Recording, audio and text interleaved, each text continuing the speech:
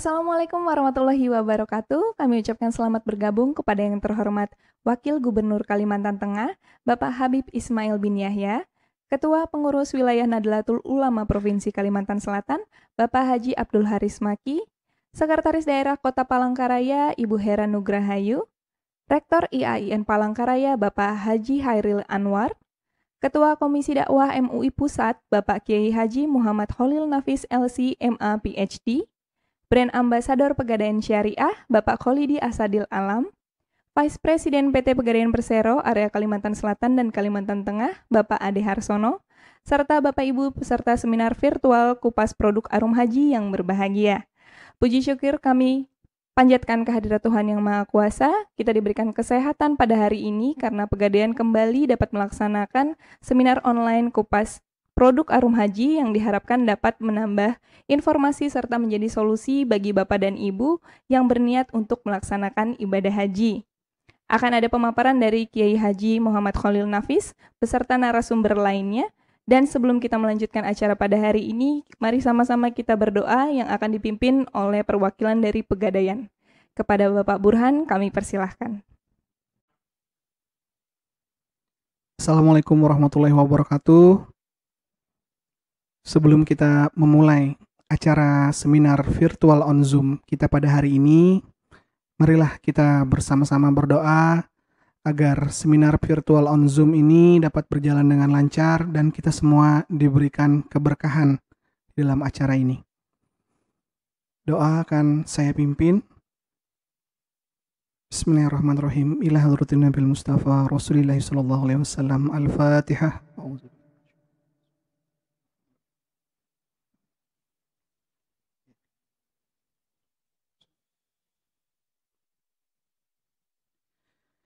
A'udzubillahi minasyaitonirrajim. Bismillahirrahmanirrahim.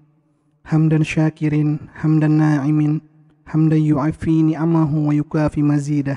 Ya Rabbana lakal hamdu kama yanbaghi li jalali wajhikal karim wa azimi sultanik. Ya Allah, ya Tuhan kami, segala puji untukmu, pemelihara alam semesta. Segala puji atas karunia dan kenikmatan yang Engkau limpahkan kepada kami.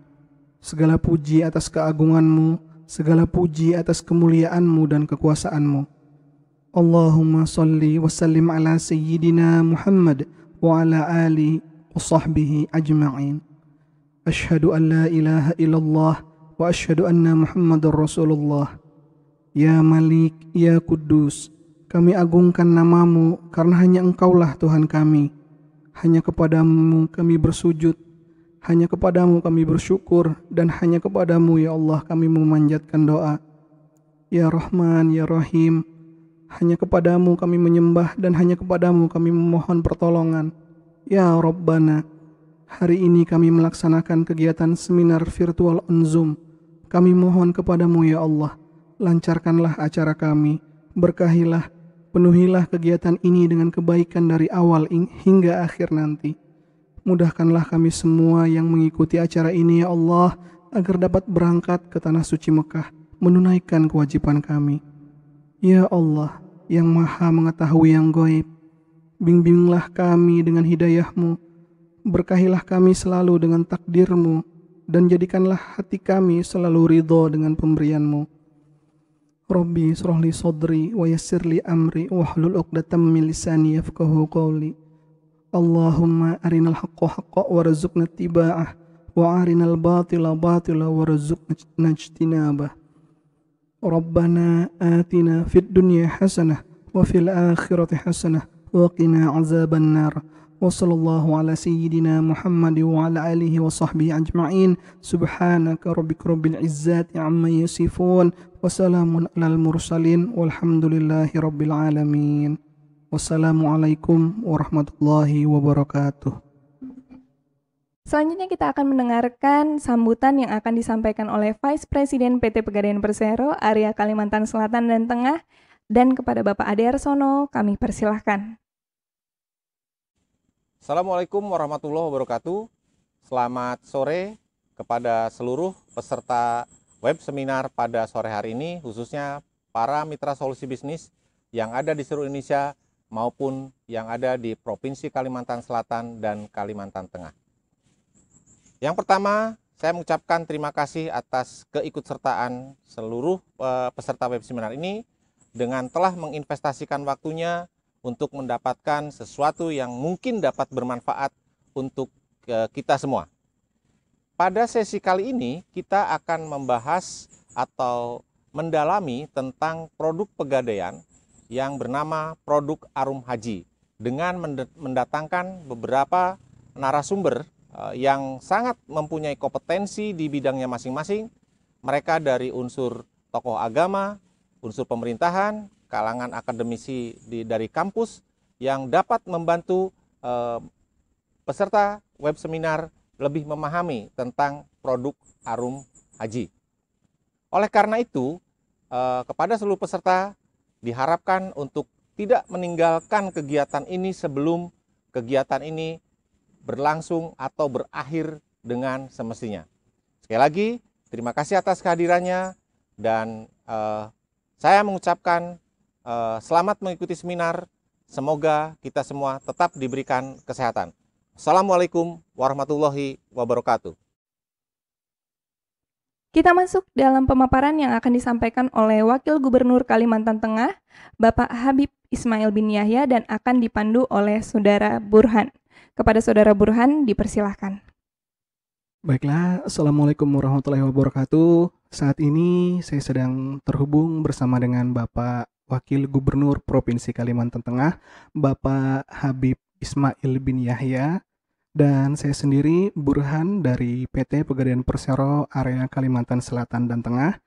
Assalamualaikum warahmatullahi wabarakatuh. Apa kabarnya Bapak? Waalaikumsalam warahmatullahi wabarakatuh. Baik. Alhamdulillah. Bang Burhan, baik juga kan? Tinggi. Alhamdulillah Pak. Sehat ya? Kabar baik juga Pak. Alhamdulillah dalam kondisi sehat juga Pak. Kalau boleh tahu nih Pak, sedang sibuk kegiatan apa Pak akhir-akhir ini Pak?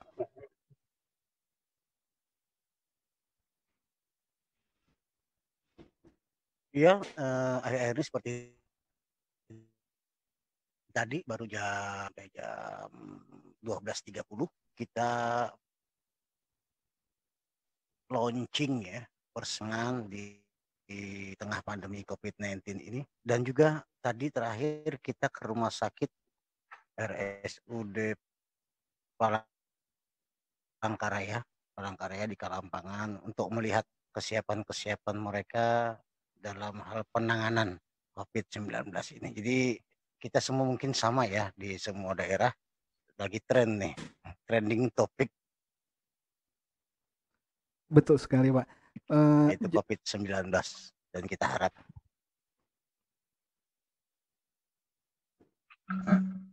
baik. Jadi di masa pandemik COVID-19 ini Pak ya, kalau boleh tahu Pak, yang hal-hal yang telah dilakukan oleh pemerintah wilayah Kalimantan Tengah untuk memutus rantai penyebaran virus COVID-19 ini apa aja sudah Pak?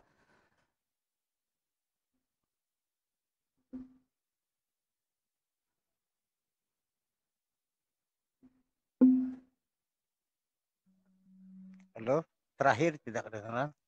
Iya, kan di masa pandemik COVID-19 ini Pak, upaya yang telah dilakukan oleh pemerintah Provinsi Kalimantan Tengah Pak untuk memutus mata rantai penyebaran virus ini seperti apa aja Pak? Ya, kita sudah melakukan segalanya. Kita sudah koordinasi kepada bupati-bupati, pemerintah kabupaten dan pemerintah kota ya, yang punya wilayah masing-masing. Kita juga sudah mengalokasikan anggaran untuk penanganan pencegahan penyebaran COVID Corona ini di semua daerah.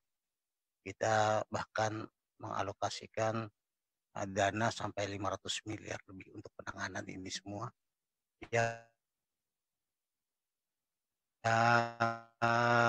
tentunya segala sesuatu kita lakukan, khususnya himbauan-himbauan, bantuan-bantuan, penyiapan alat-alat kesehatan, serta merawat orang-orang yang terpapar corona. Semua sudah kita lakukan. yang mungkin ini umum ya, di mana saja juga dilakukan hal-hal yang sama. Baik Bapak, terima kasih. Terkait dengan pemberangkatan haji Pak, dari kemarin kan kita tahu ada keputusan dari Bapak Menteri Agama pada tanggal 2 Juni bahwa keberangkatan ibadah haji pada tahun 1441 Hijriah terpaksa dibatalkan Pak. Nah, tanggapan Bapak mengenai pembatalan ibadah haji kemarin seperti apa Pak?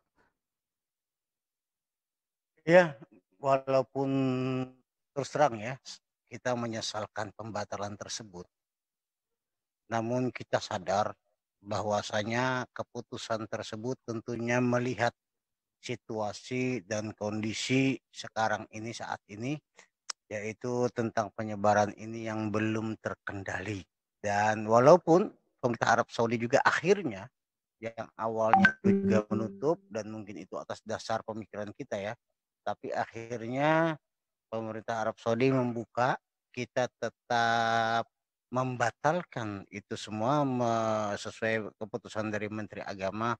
Saya rasa kita sebagai masyarakat harus menerima alasan-alasan tersebut, dan juga tidak seperti pembatalan yang lainnya ya. Kalau umroh atau haji ini tatkala dibatalkan itu jarang ada masyarakat yang protes, karena mereka semua yang berangkat haji itu yakin, seyakin-yakinnya bahwa itu adalah keberangkatan haji itu panggilan. Jadi mungkin mereka berpikir tahun ini panggilannya belum sampai, yang penting niatnya sudah sampai, kan begitu. Kebanyakan begitu kalau untuk masalah agama, biasanya jarang ada demo-demo, jarang ada protes-protes yang terlalu besar. Kalau sedikit kekecewaan itu saya rasa wajar. Andai kata saya juga sebagai orang yang tercatat, tertulis, dan sudah siap segalanya lahir dan batin harus berangkat dan akhirnya dibatalkan, tentunya kita akan kecewa. Namun sekali lagi, pemerintah melakukan ini untuk kepentingan kita bersama. Jadi intinya saya sebagai wakil gubernur juga setuju hal itu, andai kata dibatalkan keberangkatan haji tahun ini untuk menjaga segala sesuatunya yang tidak kita inginkan. Baik Bapak, cukup jelas. Nah, terkait dengan pemberangkatan haji Pak, kita dari Pegadaian juga memiliki produk yang namanya Arum Haji Pak. Jadi produk Arum Haji itu untuk membantu masyarakat Pak untuk mendapatkan porsi haji lebih cepat dengan menjaminkan emas batangan seberat 3,5 gram ataupun emas perhiasan dengan kadar 70% senilai 7 gram. Dan program ini Pak sudah dijalankan dan bisa dilayani di 3 outlet di Provinsi Kalimantan Tengah untuk outlet syariah dan seluruh outlet Pegadaian di Kalimantan Tengah untuk yang konvensional. Nah, dan sekarang alhamdulillah sudah ada lebih dari 500 nasabah Pak yang telah mengikuti atau yang telah mengambil produk Arum Haji dari PT Pegadaian Persero ini Pak untuk wilayah Kalimantan Selatan dan Tengah. Nah, mengenai produk Arum Haji dari Pegadaian ini Pak, kami mohon bisa Bapak memberikan tanggapan.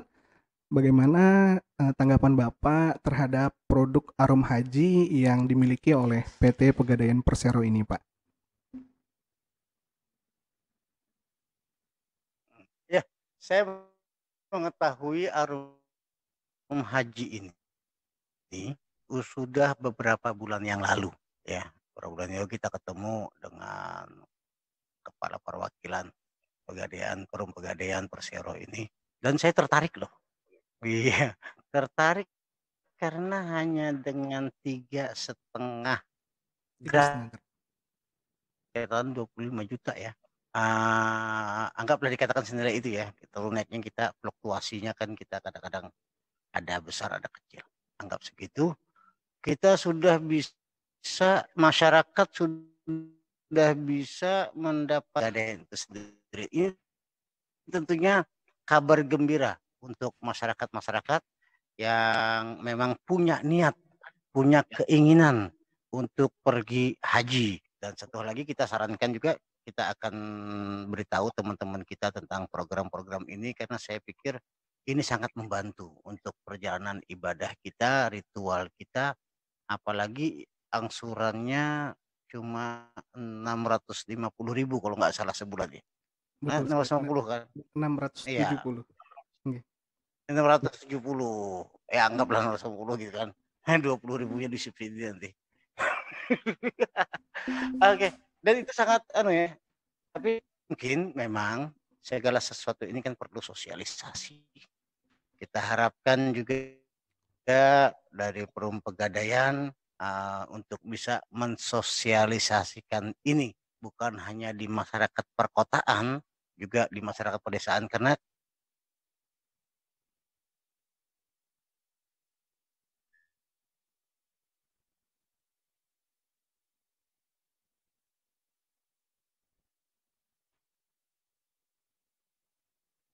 kampung dari desa ya. Tentunya harus punya tim loh Pegadaian ini yang bisa mensosialisasikan program Arum Haji ini kepada masyarakat-masyarakat di pedesaan. Gampang, kita kerjasama dengan majelis-majelis taklim, kerjasama dengan pesantren-pesantren yang ada di pelosok.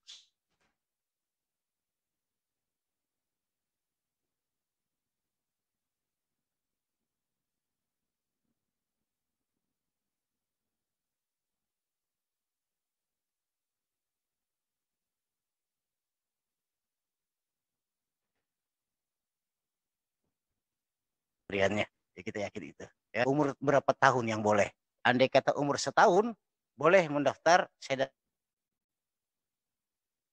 daftarkan anak saya. Sekarang juga ya, umur setahun ya. Katanya nggak boleh umur setahun. Umur berapa yang boleh? Minimal 12 tahun, Bapak. Untuk pendaftarannya minimal 12 tahun.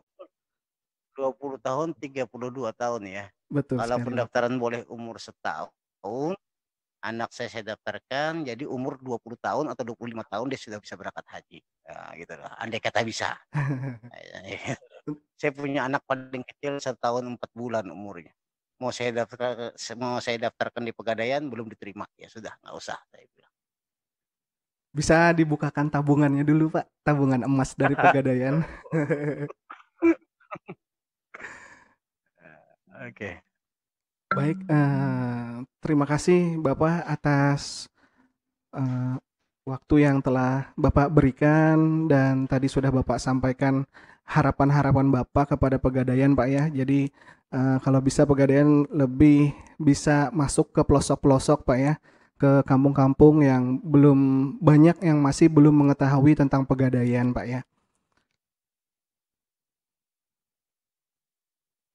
Iya, Pegadaian ini kalau dulu sih ya identik kita menggadaikan barang saja. Dengan minta maaf kalau dulu identik Pegadaian ini bukannya tinggi, tapi setelah kita cerita-cerita, setelah kita menyelam lebih jauh, kita ngobrol-ngobrol dengan kepala perwakilan yang ada di sini, ternyata bunganya cukup ringan. Ada yang cuma seperempat persen, ada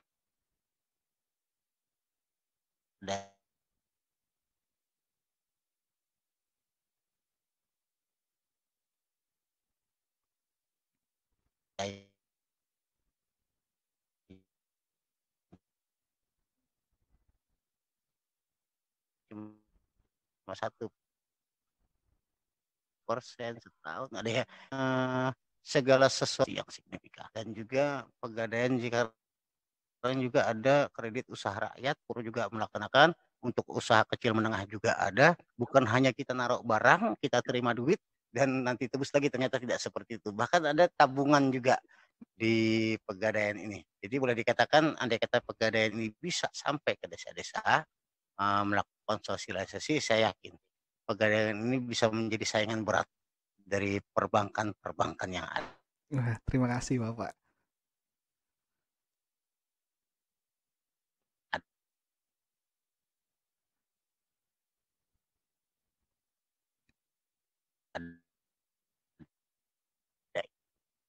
Ini untuk kapasitas yang menengah ke bawah, semakin maju semakin bisa menyentuh menekan rentenir atau minta maaf koperasi liar yang di pasar itu.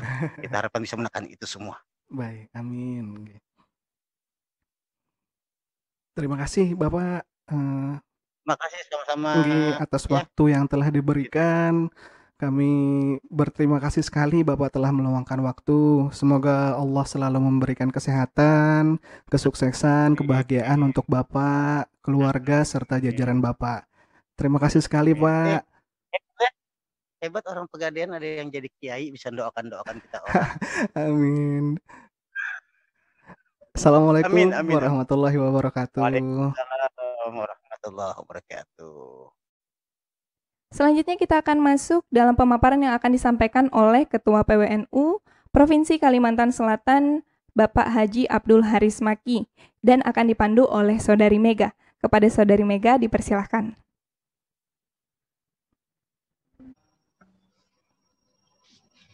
Assalamualaikum warahmatullahi wabarakatuh.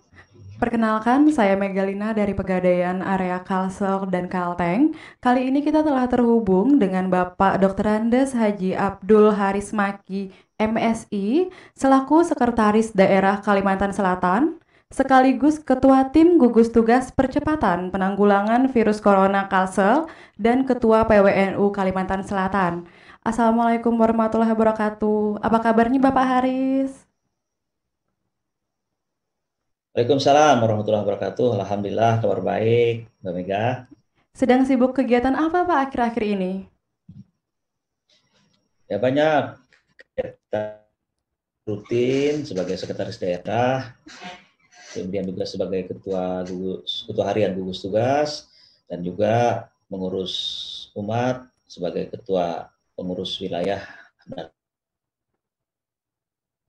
Semua memerlukan waktu yang dan perhatian khusus tentunya, sehingga kesibukan seperti ini saya harus dapat membagi waktu dan memberikan perhatian terhadap tugas dan amanah yang diberikan kepada saya. Ya, alhamdulillah ya Pak ya. Di masa pandemi COVID-19 saat ini, bisa dijelaskan nggak Pak kondisi terkini di Kalimantan Selatan dan apa aja upaya yang telah dilakukan oleh tim gugus COVID-19 untuk memutus rantai penyebaran virus? Begini, kalau kita melihat tren dari laporan setiap hari yang disampaikan oleh juru bicara gugus tugas, tentu membuat kita prihatin ya, karena memang kasus yang terjadi cenderung meningkat. Tetapi sebetulnya itu tidak perlu kita khawatirkan. Maksud saya bahwa ada dua hal yang harus kita pahami. Pertama, peningkatan kasus tersebut sebagian dari upaya teman-teman kami di lapangan, para tim surveillance, mencari, men-tracking, men-tracing, dan pada akhirnya nanti akan men-testing orang yang terindikasi terpapar ataupun terjangkit virus tersebut. Nah, dari hasil-hasil temuan tracking tersebut, itulah yang menjadi angka kasus yang ada sekarang menjadi meningkat. Nah, tentu ini juga kita berterima kasih kepada teman-teman surveillance kita yang sudah melakukan tugasnya dengan baik. Tetapi di samping itu juga tentu bisa saja juga akibat perilaku masyarakat yang tidak disiplin dalam menerapkan protokol kesehatan, sehingga banyak juga yang terpapar ataupun tertular virus tersebut. Tetapi apapun alasannya, apapun yang terjadi di lapangan, bahwa tracking, tracing, dan testing itu menjadi penting bagi kami untuk mengetahui sampai sejauh mana nantinya puncak daripada kasus ataupun kejadian ini. Kami memang menskenariokan bahwa di bulan Juli, per akhir Juli paling tidak, itu sudah terjadi puncak kasus-kasus ini. Sehingga pada awal Agustus kita melakukan upaya pelandaian itu dengan melakukan treatment terhadap kasus-kasus yang terjadi tersebut. Nah, karena itu tentu agar ini menjadi lebih lebih baik ataupun lebih terfokus, maka skenario-skenario itu tentu harus pula didukung oleh masyarakat. Bagaimana dukungan masyarakat?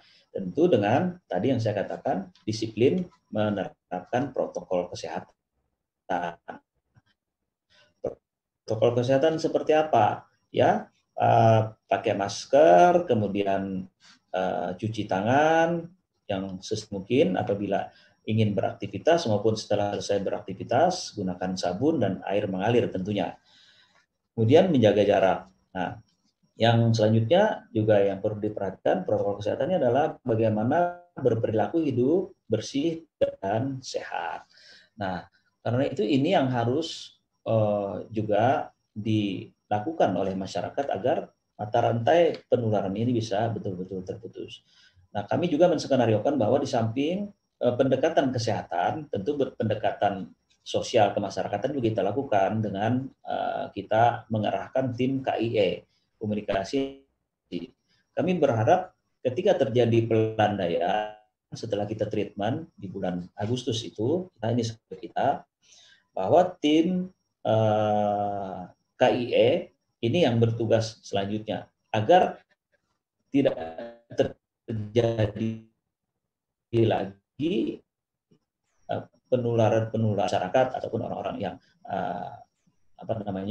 ada di sekitar kita ataupun orang-orang yang tidak memiliki kedisiplinan tinggi. Kami berharap ini menjadi gerakan penggunaan pelaksanaan penerapan protokol kesehatan ini menjadi gerakan di masyarakat melalui tim KIE, sehingga penularan itu bisa kita putus dan tentu banyak manfaatnya. Ya, di samping pendekatan kesehatan itu kan tentu menggunakan biaya yang sangat tinggi karena untuk pembelian APD, kemudian juga alat-alat kesehatan lainnya. Nah, kalau ini sudah bisa kita lakukan menjadi gerakan masyarakat, tentu akan berkurang orang-orang yang tertular tersebut. Ya, mudah-mudahan kalau tidak bisa sama sekali memutus, paling tidak angka penularannya itu sangat-sangat kecil sekali, sehingga penanganannya juga tentu kita bisa lebih fokus. Ya, saya kira itu yang kami lakukan. Karena pandemi ini juga ya Pak, keberangkatan ibadah haji tahun ini terpaksa dibatalkan. Hal ini disampaikan langsung oleh Menteri Agama Republik Indonesia, Bapak Fahrul Razi dalam konferensi pers virtual pada Selasa 2 Juni kemarin. Keputusan pembatalan pemberangkatan jemaah haji ini terutama tertuang dalam keputusan Kementerian Agama RI nomor 494 tahun 2020. Keputusan itu menyatakan pembatalan pemberangkatan ibadah haji tahun 2020 berlaku untuk seluruh warga negara Indonesia tanpa terkecuali. Bagaimana tanggapan Bapak selaku Ketua PWNU Kalimantan Selatan terkait keputusan ini, Pak?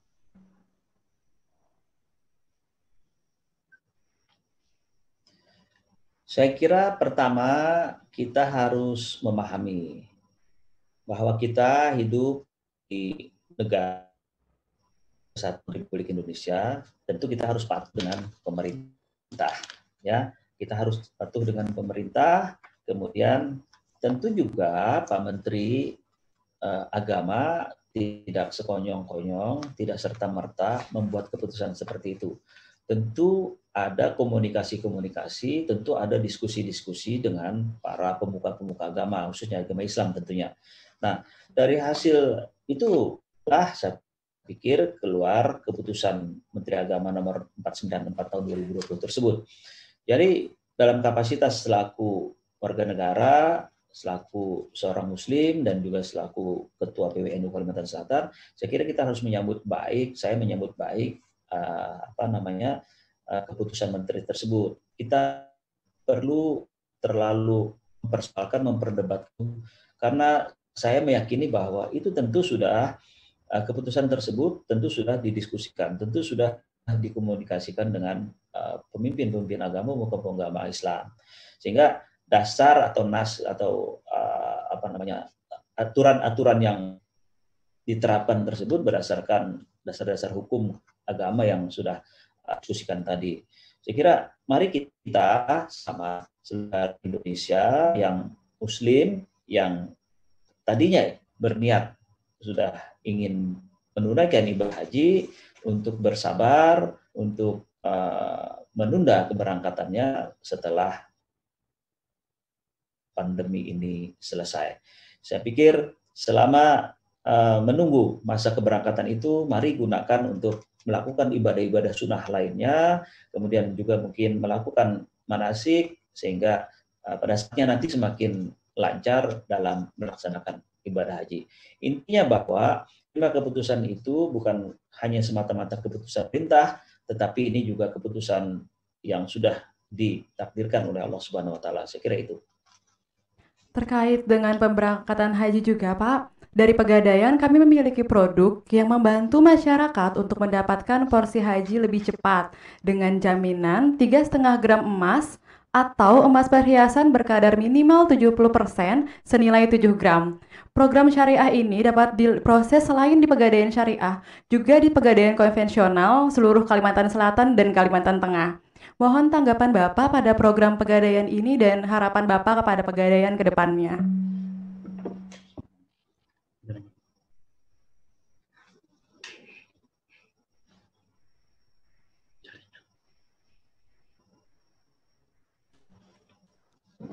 Saya ulang ya Pak ya. Signalnya hilang nih. Iya, saya ulang. Terkait dengan pemberangkatan haji, dari Pegadaian kami memiliki produk yang membantu masyarakat untuk mendapatkan porsi haji lebih cepat dengan menjaminkan 3,5 gram emas atau emas perhiasan berkadar minimal 70% senilai 7 gram. Program syariah ini dapat diproses selain di Pegadaian Syariah, juga di Pegadaian konvensional di seluruh outlet Kalimantan Selatan dan Kalimantan Tengah. Sekarang sudah ada 500 lebih nasabah yang mendaftarkan haji melalui Pegadaian untuk wilayah Kalimantan Selatan dan Kalimantan Tengah, Pak. Mohon tanggapan Bapak pada program Pegadaian ini dan harapan kepada Pegadaian ke depannya. Baik, saya pikir ini program yang sangat baik, yang sangat membantu bagi masyarakat yang ingin mewujudkan niatnya. Ya, karena itu tentu saya sangat mendukung sekali program ini. Apapun programnya, siapapun yang melaksanakan, bagi kami tentu sepanjang itu berdasarkan syariat agama Islam yang sudah menjadi ketetapan, tentunya itu kita tidak meragukan lagi, kita harus dukung. Dan tentu saya yakin Pegadaian juga sudah mengkaji ini, sudah mengkomunikasikan ini dengan orang-orang yang paham tentang hukum-hukum Islam, hukum-hukum syariah tentunya. Nah, tentu bagi seluruh masyarakat, saya harapkan memanfaatkan kesempatan ini, memanfaatkan momentum ini agar dapat segera, bagi yang belum berhaji tentunya, dapat segera mewujudkan niatnya untuk pergi ke Tanah Suci Mekah menunaikan rukun Islam yang kelima. Saya atau kami secara pribadi, keluarga kami, juga anak-anak saya, ada 4 orang, itu juga sudah kami daftarkan melalui program ini. Ya tentu kami menghimbau, mari kita menggunakan fasilitas atau kesempatan yang sudah dibuat atau diprogram oleh Pegadaian ini. Jadi sekali lagi kami secara pribadi juga berterima kasih ada program seperti ini, lebih membantu bagi masyarakat yang ingin melaksanakan ibadah haji. Tentunya apalagi bagi yang belum pernah melaksanakan ibadah haji. Saya kira itu. Terima kasih Bapak atas waktu yang telah diberikan. Semoga selalu diberikan kesehatan dan kesuksesan untuk Bapak, keluarga beserta jajaran Amin. Bapak. Terima kasih Bapak waktunya. Assalamualaikum warahmatullahi wabarakatuh. Waalaikumsalam warahmatullahi wabarakatuh. Pemaparan selanjutnya akan disampaikan oleh Sekretaris Daerah Kota Palangkaraya, Ibu Hera Nugrahayu. Assalamualaikum warahmatullahi wabarakatuh. Ibu Hera, apa kabarnya, Bu? Waalaikumsalam warahmatullahi wabarakatuh. Kabar baik, Mbak Susan. Iya, Bu. Bagaimana di sana? Baik juga. Baik, Bu. Alhamdulillah. Boleh kita tahu, Bu, kegiatan Ibu akhir-akhir ini apa aja, Bu? Kegiatan saya tentunya sebagian besar saat ini kami berkenan COVID-19 yang ada di Kota Palangkaraya. Jadi semua sumber daya yang ada saat ini kami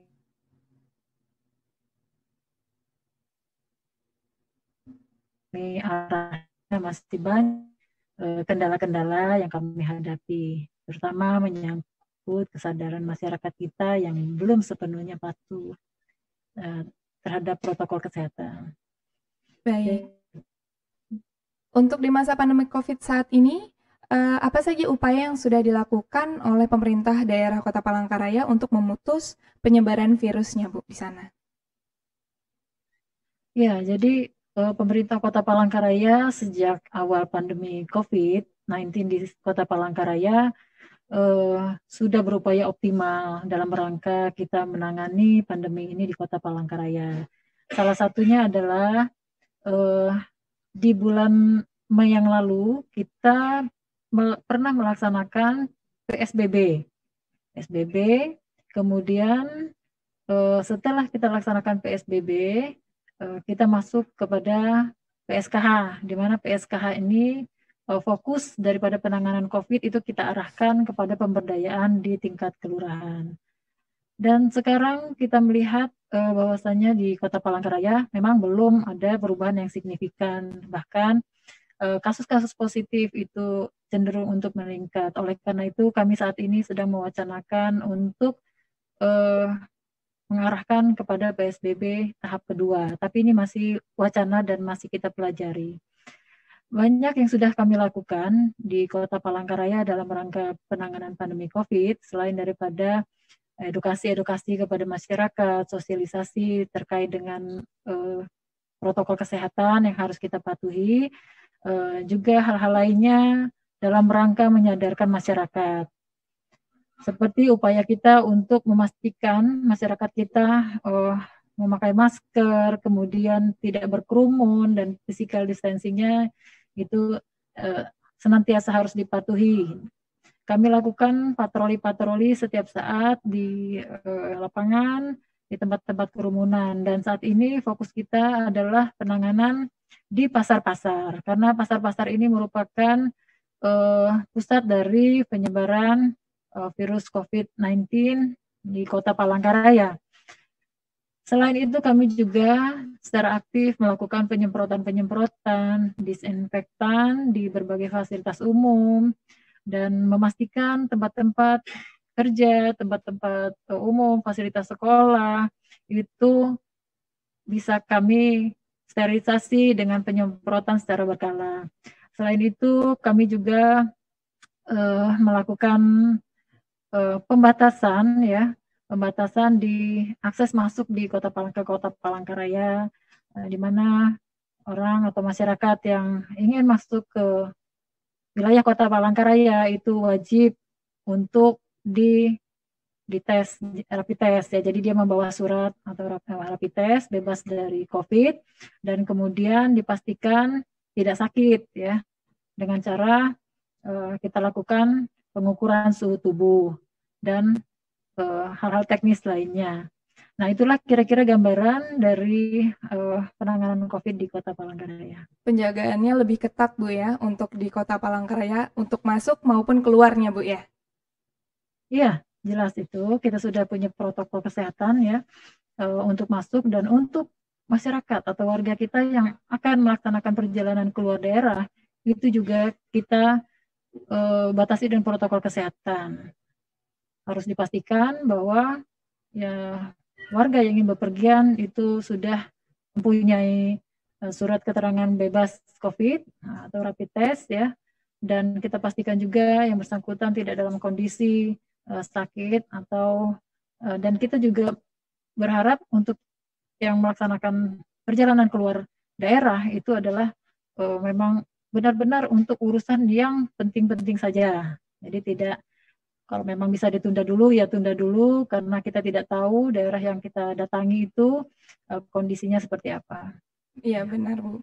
Jadi ini terkait dengan dampak COVID tersendiri Bu ya. Jadi keberangkatan ibadah haji di tahun 1441 Hijriah terpaksa dibatalkan nih Bu ya. Dan disampaikan juga langsung oleh Menteri Agama Republik Indonesia Bapak Fahrul Razi dalam konferensi pers virtual Selasa di tanggal 2 bulan Juni 2020 kemarin. Nah, keputusan pembatalan perberangkatan haji Indonesia tahun 1441 Hijriah ini juga sudah disampaikan dalam keputusan Menteri Agama Republik Indonesia nomor 494 tahun 2020. Nah, di situ juga dinyatakan bahwa pembatalan keberangkatan ibadah haji tahun 2020 ini berlaku untuk seluruh warga negara Indonesia tanpa terkecuali. Tanggapan Ibu terkait keputusan pembatalan tersebut bagaimana, Bu? Ya, kami bisa memahami keputusan itu adalah dalam rangka melindungi warga negara Indonesia. Karena dalam kondisi pandemi COVID ini, baik negara kita maupun negara Arab Saudi itu masih berjuang untuk keluar dari pandemi COVID. Jadi ini keputusan yang tepat untuk kita menunda untuk tahun ini pemberangkatan ibadah haji. Namun kita berharap juga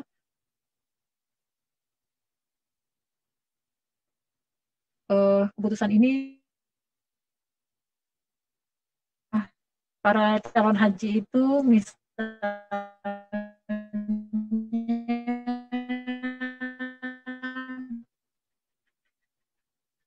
apabila yang bersangkutan ingin rekannya ataupun ingin misalnya yang perlu kiranya ada kebijakan yang baik dari pemerintah pusat maupun dari pihak-pihak lainnya yang terkait.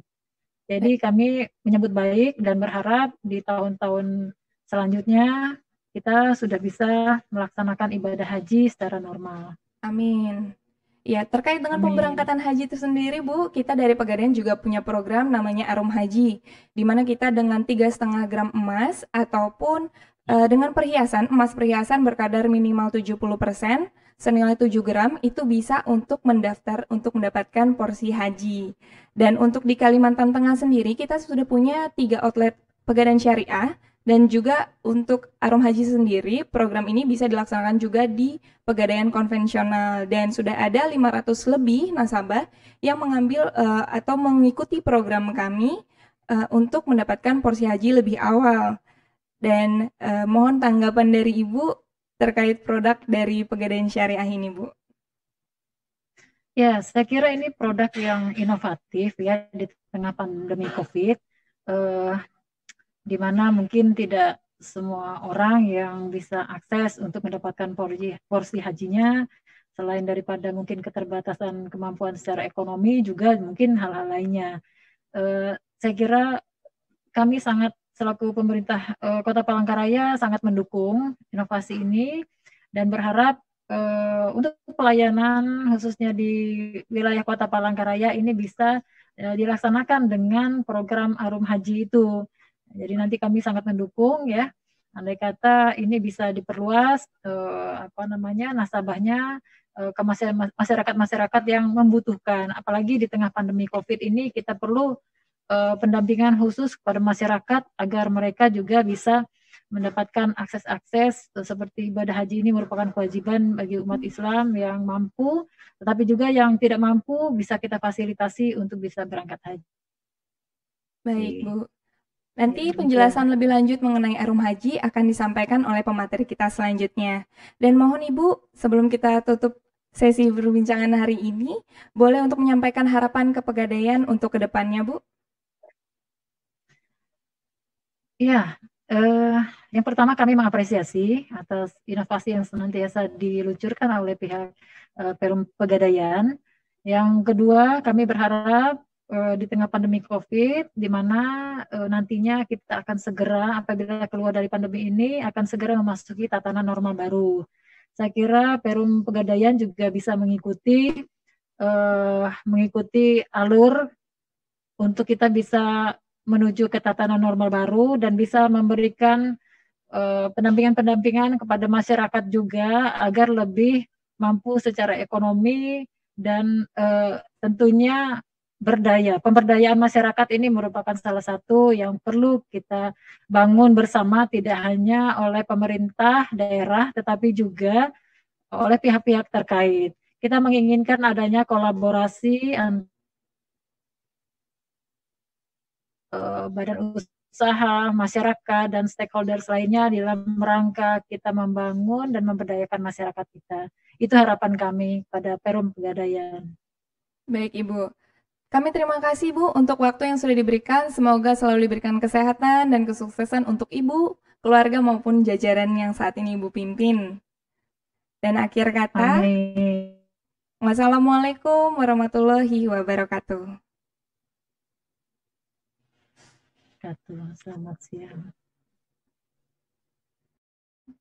Setelah dari pemaparan yang disampaikan oleh pemerintahan kota dan daerah, selanjutnya kita akan mendengarkan pemaparan dari dunia pendidikan yang akan disampaikan oleh Rektor IAIN Palangkaraya, Bapak Haji Hairil Anwar, yang akan dipandu oleh Saudara Burhan. Kepada Saudara Burhan dipersilahkan.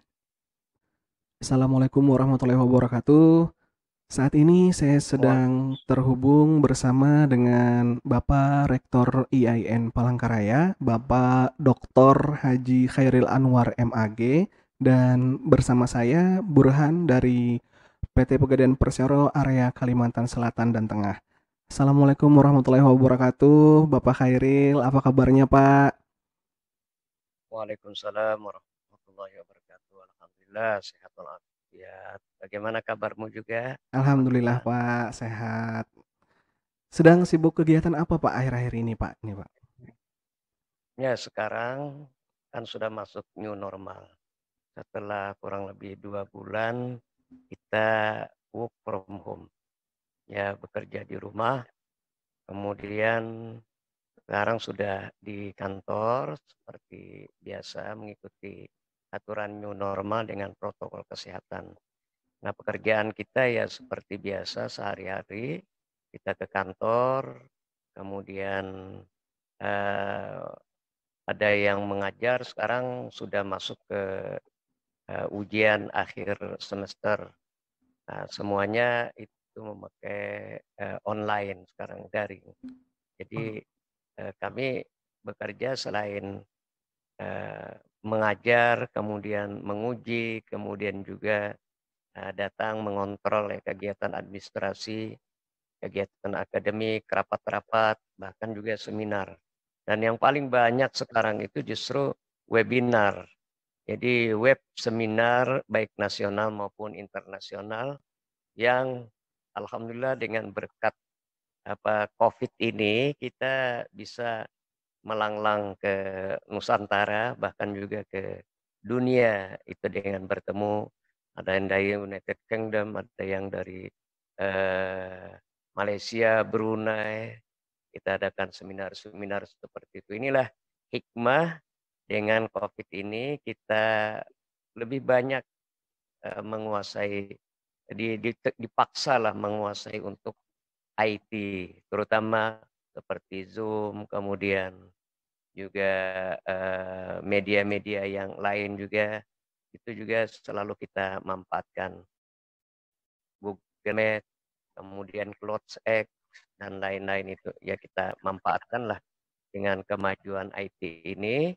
Dan ini sesungguhnya sejatinya adalah hikmah terbesar dengan COVID-19 ini. Jadi kita tidak harus terus berduka how to be a winner, not to be a loser. Jadi bagaimana kita harus menjadi pemenang dan jangan menjadi orang yang kalah. Kita gunakanlah, manfaatkan terus dengan berbagai tantangan yang luar biasa ini. Banyak hikmah berarti Pak ya di pandemik ini Pak ya? Ya banyak hikmah. Betul, banyak hikmahnya. Berarti sistem pengajaran di masa COVID-19 ini Pak, untuk di IAIN sendiri itu apakah tetap turun atau memang secara daring atau online aja Pak sistem pengajaran saat ini Pak? Ya, pada awal semester yang lalu itu kurang lebih 1 bulan itu offline. Di awal Maret itu sudah mulai berkembang kasus COVID ini, kemudian lalu diminta untuk memberlakukan online daring.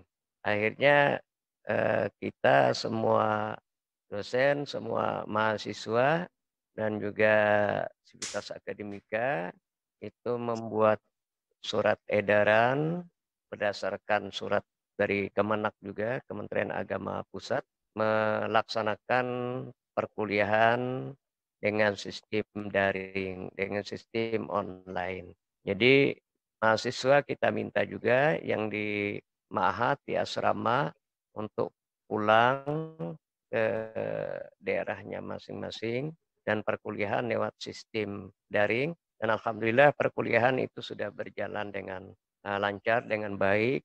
Ya tentu mungkin ada kelemahan-kelemahannya juga, itu harus kita akui seperti di beberapa daerah yang belum ada akses internetnya, mahasiswa kesulitan. Nah, di sini kita dengan cara arif bagaimana menyiasati mereka, ya bisa pakai WA atau pakai SMS. Nah, yang penting ada tugas-tugas kepada mahasiswa yang kita nilai untuk pembelajaran mereka itu. Inilah Baik, Pak. yang kita lakukan sampai saat ini. Dan sekarang sudah memasuki masa ujian akhir semester dan mereka sudah melakukan sebagian dan ada sebagian yang belum. Insya Allah mungkin di pertengahan Juli nanti udah selesai, kemudian di akhir Juli nanti itu penilaian sudah final dan tinggal nanti untuk yang akan datang, semester yang akan datang lagi kita laksanakan dan kita sudah merencanakan juga dengan mahasiswa ini dan karena ini nasional ya, itu Dewan Mahasiswa, Senat Mahasiswa itu mohon maaf mereka itu rata-rata memaksa untuk penurunan UKT, uang kuliah tunggal. Jadi karena mahasiswa itu terdampak ekonominya, terutama orang tuanya. Oleh karena itu maka Kementerian Agama, termasuk juga Kementerian Dikbud, itu membijaksanai dengan cara peduli kepada mahasiswa.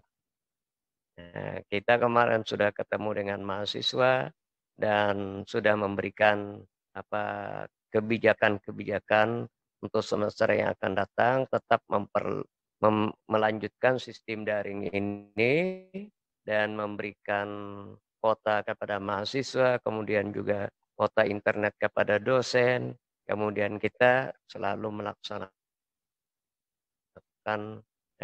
kuliah-kuliah itu memakai sistem daring ini. Jadi masuk learning juga kepada para mahasiswa dan alhamdulillah mahasiswa bisa menerima. Akhirnya kita juga senang dan tinggi Telkomsel kota-kota itu dan kita bagikan kepada mahasiswa itu. Nah itu cara kita untuk menyiasati sistem perkuliahan dengan daring ini. Itu Pak Muhammad Burhan. Baik, Pak. Untuk sistem penerimaan mahasiswa baru, Pak, nantinya ini kan sebentar lagi kalau ujian akhir berarti nanti ada sistem penerimaan mahasiswa baru, Pak, untuk di IAIN Palangkaraya. Itu bagaimana, Pak, dengan sistem penerimaan mahasiswa barunya, Pak? Nah, sistem penerimaan mahasiswa baru untuk ujian masuk ya, ujian masuk yang direncanakan sebenarnya awal Juli nanti ya, awal Juli nanti. Nah, kita karena zonanya zona merah Palangkaraya, kemarin kita sudah ketemu juga dengan gugus tugas COVID-19 Kota Palangkaraya, dan hari ini itu dipanggil ketua panitianya Profesor Dr. Haji Hamdana ke sana itu membicarakannya. Tapi kalau kami itu berharap sebenarnya kalau sistem karena kita ini dalam keadaan zona merah COVID-19 ini itu memakai sistem daring juga ujiannya, sistem online juga. Dan mereka yang dari daerah-daerah nanti cukup nanti yang data rapot mereka, ya kita nilai rapot mereka, kemudian mungkin ujian-ujian yang mengetahui ya apakah nanti sistem multiple choice dan lain sebagainya. Tapi lebih kepada rapot mereka lah nanti. Karena ini sudah darurat, ini tidak bisa lagi kita mengumpulkan di kelas seperti dulu-dulu itu. Inilah mungkin cara kita menyesuaikan dengan COVID-19 ini.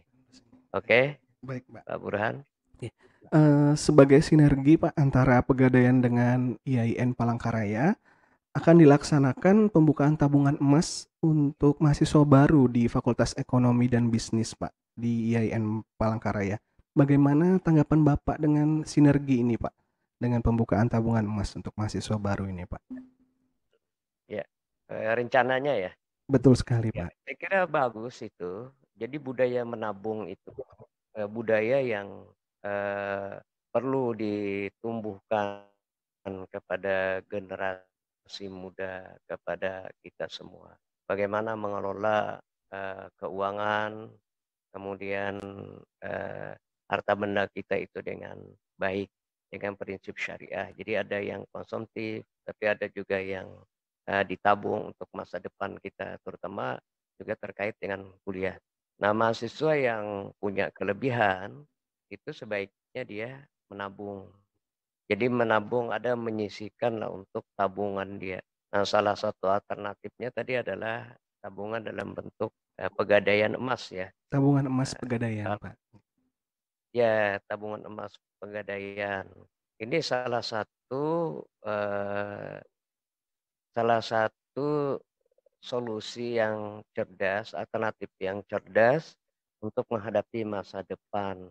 Jadi tidak hanya kita pasrah terhadap takdir saja, tapi kita harus ada usaha juga untuk menghadapi masa depan kita. Ini juga harus kita ajarkan kepada anak-anak kita, kepada para mahasiswa, dan kepada kita sendiri juga, agar membiasakan untuk menabung, tidak membiasakan untuk menghabiskan uangnya secara konsumtif. Ini yang saya kira hal yang bagus, penting, dan kepada masyarakat ya kita himbau, terutama para mahasiswa yang punya kelebihan, tentu sebaiknya dia menabung. Nah, saya juga kadang menghimbau juga ya, selain menabung, tabungan itu ada tabungan di dunia, penggadaian di dunia, tapi harus ada juga tabungan di akhirat, ke masjid.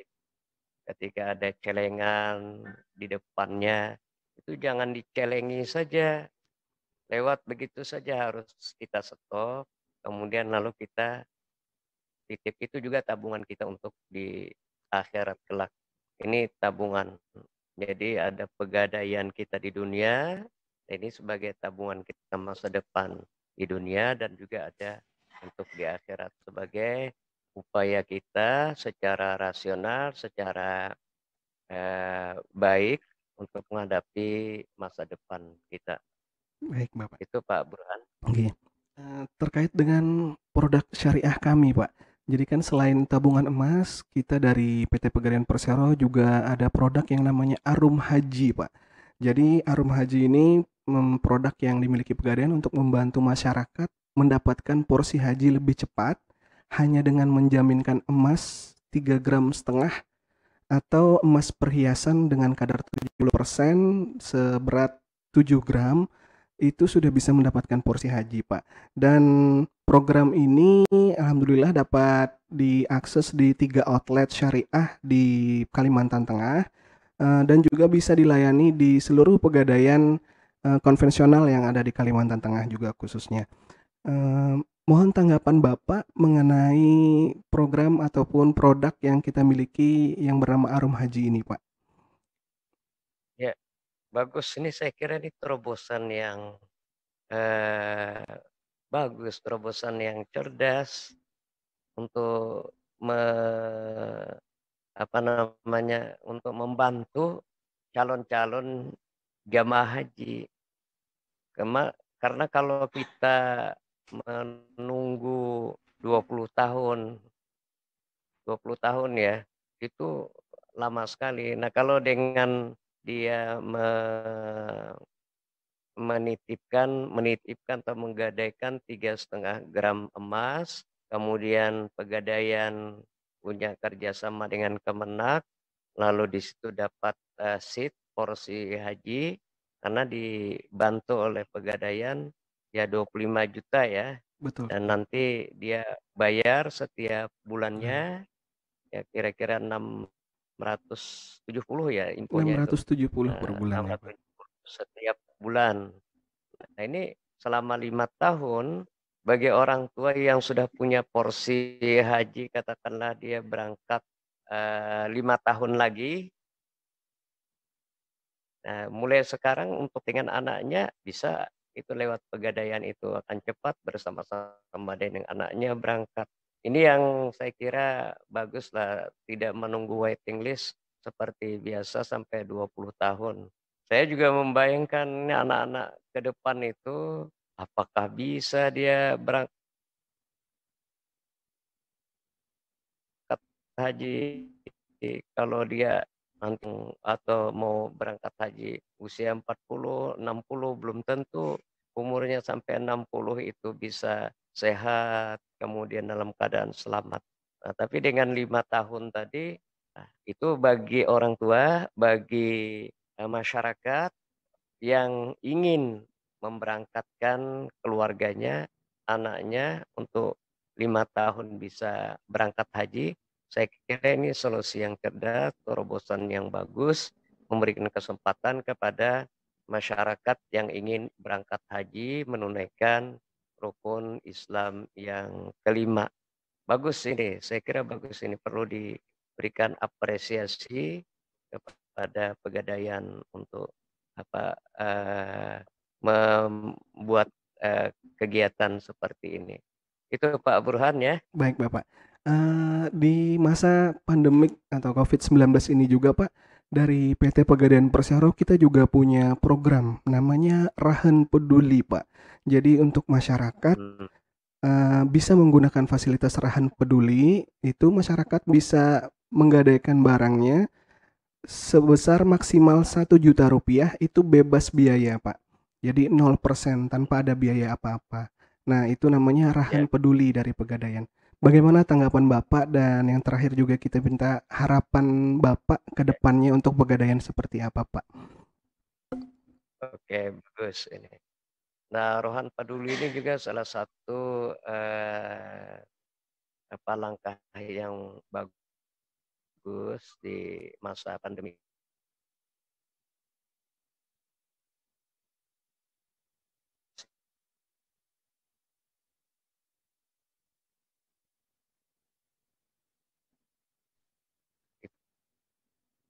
Masyarakat terutama.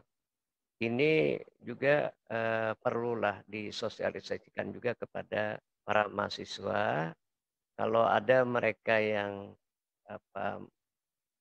terdesak untuk perlu uang, nah, perlu nanti lewat pegadaian itu pinjam 1 juta. 1 juta, betul Bapak. Gadai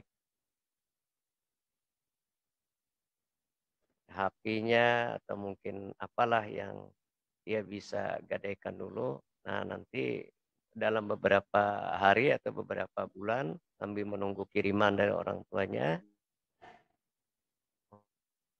saya kira ini salah satu solusi juga mahasiswa, mungkin juga para masyarakat juga yang perlu bantuan cepat untuk mendapatkan uang 1 juta itu bagi masyarakat yang tanda petik ini di bawah garis kemiskinan. Saya mengatakan mereka ini yang terdampak itu pahalanya besar sekali kalau dibantu. Pegadaian membantu meminjami 1 juta itu tanpa ada embel-embel, tanpa ada bunga lah bahasa ininya, itu satu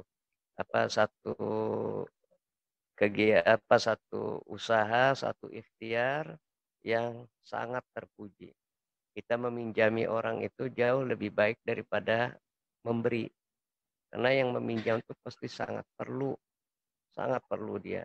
Nah, lalu kita pinjami mereka dan pahalanya itu menurut ajaran Islam itu 18 kali lipat daripada dia memberikan. Inilah kita membantu, mengutangi itu jauh lebih besar pahalanya dalam ajaran Islam dibanding memberi. Karena yang meminjam itu lebih sangat perlu. Bahkan mungkin bisa menyelamatkan dia dari kematian. Biasanya kan orang yang sangat perlu itu yang perlu dia minjam itu.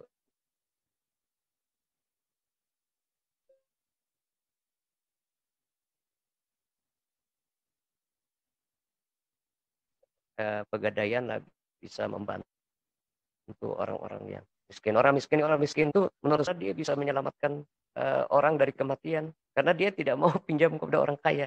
Biasanya miskin sama miskin punya tetangganya dia pinjam, saling meminjam. Ini bisa menyelamatkan orang yang sakit dari kematian dan pahalanya itu jauh lebih besar. Orang yang meminjam miskin tadi. Kepada orang kaya kan kelompoknya tersendiri orang kaya. Apalagi yang kelompok sosialita itu. Nah, jadi inilah manfaatnya kalau kita menyampaikan kepada masyarakat itu. Nah, harapan kami ke depan ini kepada Pegadaian itu perlu sosialisasi lebih gencar lagi. Karena masyarakat itu terus terang aja itu belum lagi banyak mengetahui tentang pegadaian, terutama pegadaian syariah. Pegadaian syariah itu agar masyarakat terutama yang muslim itu bisa berinteraksi lah dengan pegadaian syariah ini. Ini yang perlu promosi, perlu sosialisasi kepada masyarakat, termasuk juga kepada para mahasiswa, termasuk juga kepada orang-orang yang belum mengetahui lagi siapa aja itu yang belum mengetahui tentang Pegadaian ini. Intinya menurut saya perlu promosi lebih bagus, apalagi tadi ada Arum Haji. Kemudian ada meminjami 1 juta, kemudian ada yang tabungan emas. Betul. Dan iya kan? Betul.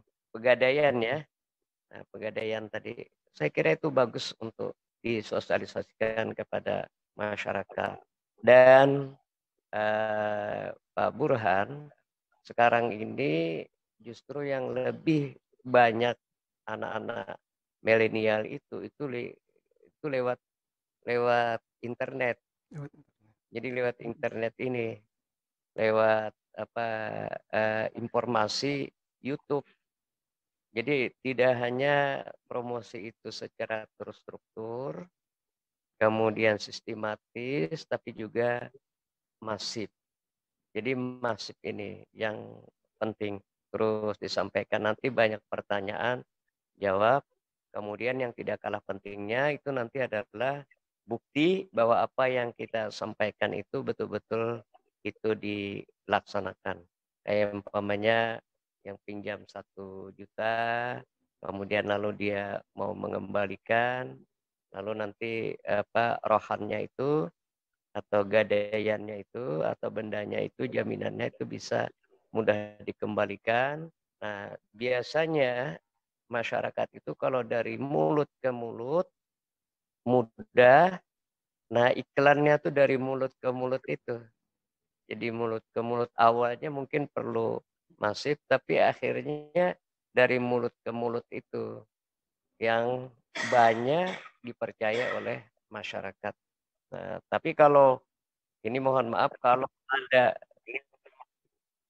ada kesulitan, biasanya mereka juga mempromosikan kesulitan-kesulitan itu. Inilah pentingnya kita melaksanakan apa saja kegiatan kita itu secara pertama ada keteladanan. Ada keteladanan.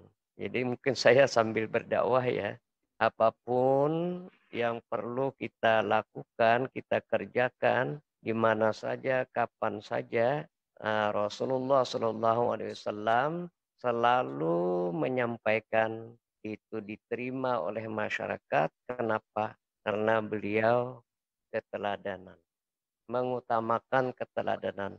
Dakwah beliau, promosi beliau itu 80% lewat keteladanan. Dan hanya 20% itu lewat mau'izah hasanah, ceramah, promosi, dan sebagainya. Jadi ini pentingnya selain kita menyampaikan, nanti kalau ada pelayanan dan sebagainya, ya kita layani dengan baik. Jadi inti pelayanan, kemudian kemudahan, kemudian juga yang lain. Nah, sekarang masa-masa modern ini kenyamanan, kesejukan, pelayanan yang bagus, akuntabilitasnya, integritasnya, dan lain sebagainya. Ini yang sekarang di masa-masa yang akan datang. Jadi kita perlu SDM yang jujur, SDM yang berkarakter. Jadi apa yang dikatakan bahwa karakter itu harus didahulukan daripada ilmu kompetensi, dari kompetensi. Karena al-adabu fauqal ilmi. Akhlak, karakter itu harus mendahului ilmu. Karakter dulu, baru ilmu. Ini yang mungkin perlu kita sampaikan dimanapun dan kapanpun. Itulah yang diajarkan oleh Nabi kita Muhammad Sallallahu Alaihi Wasallam. Saya kira itu mungkin Pak Burhan ya. Baik Bapak, terima kasih banyak Pak pada kesempatan kali ini. Alhamdulillah kami banyak sekali Pak dapat ilmu, banyak sekali kita bisa belajar dari Bapak ini. Terima kasih sekali Pak atas waktu yang telah Bapak berikan. Mudah-mudahan Allah Subhanahu wa taala selalu memberikan kesehatan kepada Bapak, kebahagiaan, kesuksesan untuk Bapak dan keluarga, Pak. Sekali lagi saya ucapkan terima kasih. Assalamualaikum warahmatullahi wabarakatuh. Waalaikumsalam warahmatullahi wabarakatuh.